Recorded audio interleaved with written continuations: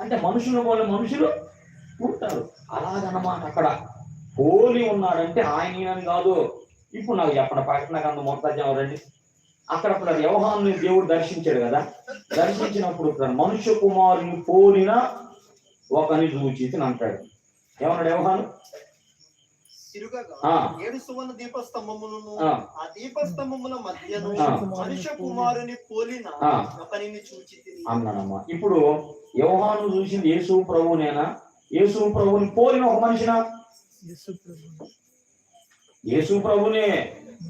యేసు ప్రభుని చూసి ఆయన పోలిన అని అంటున్నాడు. అంటే అప్పటికిప్పుడు కొంచెం తేడా ఉండదని అర్థం అన్నమాట. అయితే యేసు ప్రభువే పోలిన వాడు అన్నాడు కానీ ఆ యోహాను చూసి యేసు ప్రభునే. అవునా?